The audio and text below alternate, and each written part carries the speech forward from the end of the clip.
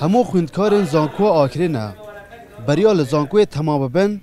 ریک بواندهیت صناعی کرن بو چوانیا پیدا کرنا دلیوا کاری. دکتر عبدالسلام مدنی راهنر کرد بو کرسات نیوز بیجید لبیرف خوندکارا راهنا پیدایت کرن که خول لگل گورانکارین بلز بگنجینن و افریقا دیبیت هاندانک بوان.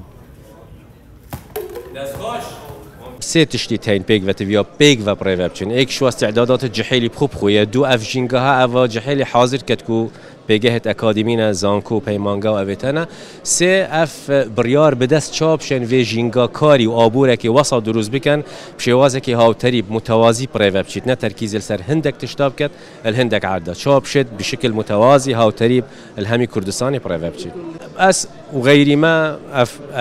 الفي باري محاولتين كار كان هر کی زاویه که هندك محاولات كات ازيتر تاكيد هندت كام كا تشاو جحيل بشيتش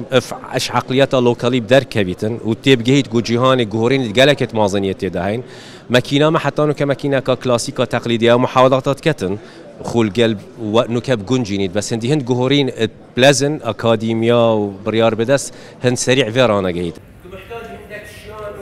اف سمیناره لبناب قطابی خدانکار هاتیه رخستن زانکو آکره نویسیگاه ما فهمروی لبی باجاری به وی کاری را بینو لی آکره کمی و زحمت از کفنا دلیوا کاری او هان داینه به وی کاری را ببن داکو ببیت پشتوانیک بو اوان خونکارا.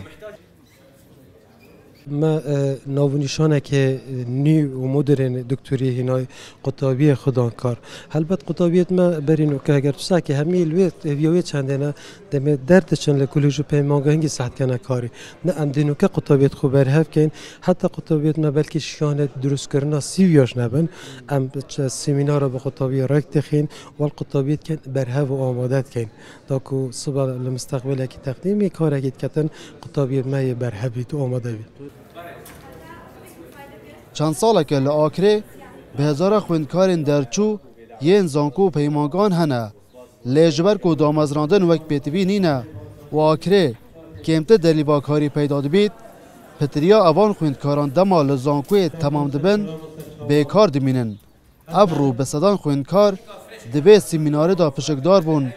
تا کو ریکن پیدا کرنا دلیوا کاری بزانن. دلبرین غازی کرسات نیوز آکره.